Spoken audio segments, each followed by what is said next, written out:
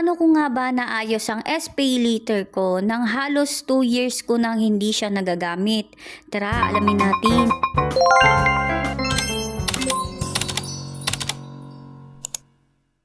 Ang gawa ko ng video na temporary unavailable due to internal policy yung SPay later ko is nung March 2024 pa. Sinabi ko nga doon na na-frozen siya ng 2 times tapos nagamit ko siya ulit ng isang beses tapos na-frozen na siya ulit. So, dahil maraming nanghingi ng update noon ay gumawa ulit ako ng video after 8 months. At still, hindi ko pa rin nagagamit yung SPay later ko dahil nga na frozen siya due to internal policy. So, hindi ko talaga siya magamit. Kapag itatry ko na siya gamitin dahil nga yung sa pwede na daw itry ulit sa date na yon is nagpe-payment failed pa rin siya. Nag-ask na rin ako dito sa customer service tukol nga dito sa SPay later ko kung maayos pa siya. Pero ang sinasabi lang nila is antayin lang daw yung date kung kailan ko siya pwedeng magamit. Which is kapag inantay ko naman yung date at palipas nga ako ng ilang araw is nagpe-payment failed pa rin siya. So, ang tanong siguro ninyo is kung paano ko siya naayos. Pero bago ko sabihin sa inyo kung paano ko siya ulit nagamit, ay bibigyan ko lang kayo ng konting disclaimer. Yung nangyari sa akin is pwedeng mangyari din sa inyo para maayos yung SPay later nyo or hindi. Hindi kasi talaga yan kay Shopee kung paano nila ibabalik or magagamit ulit yung SPay later ninyo. So, ito na nga nung May 9 ay nakareceive ako ng notification galing kay Shopee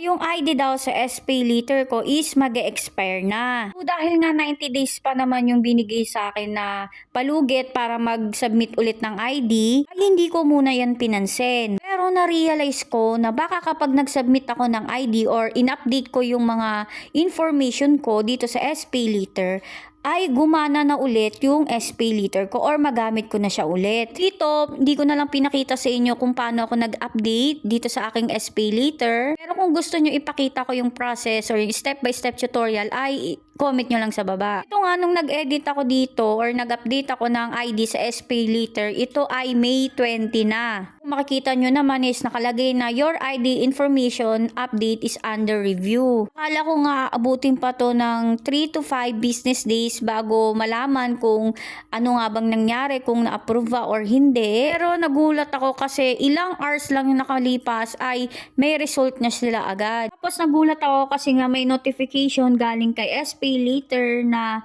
yung account ko nga daw sa SPay later ay na-unfrozen na at pwede ko na siya ulit magamit. So, dali-dali kong tinignan yung SPay later ko pero sadly may nakalagay pa rin na frozen pa rin siya at magagamit nga sa 21. Ang ginawa ko is nag-ask na ako sa customer service na kung bakit nga sinabi na unfrozen na at pwede ko nang magamit. Pero yung nakalagay naman sa SPay later ko ay hindi pa. Ang sabi niya is antayin ko na nga lang daw kinabukasan kasi nga 'di ba May 20 ako nag-update ng ID ko tsaka ng information ko dito sa SPay later at ang nakalagay nga dito is May 21 ko pa siya magagamit. So ito na nga May 21 na kinabukasan na to at kung makikita nyo wala nang nakalagay na temporary unavailable.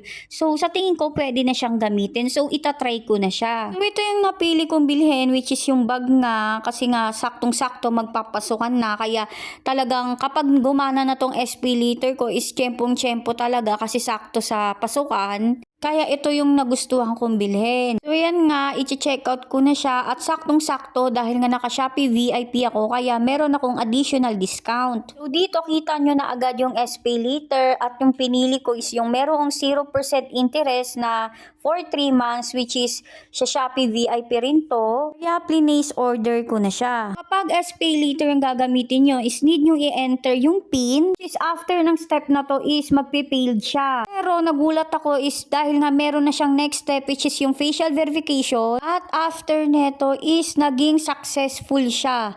Nabayaran or nagamit ko na yung SPay later ko ulit. After halos magto 2 years kasi ano siya 1 year and 9 months ko siyang hindi nagamit eh. Ito nga dahil nga for the first time ay nagamit ko siya ulit. Ito nga kung tatanungin nyo ko ngayon yung SPay later ko ay 56 pesos na lang. Dahil nga na-miss ko gumamit ng SPay later. Sakto back to school na kaya nagamit ko talaga siya agad-agad. Talaga kapag naging okay na yung SPay later nyo is wag kayo magpapalate payment at wag din kayo magka-cancel ng order. So yun nga na, sana may natutunan kayo sa video na ito. Thank you for watching. Yun lang!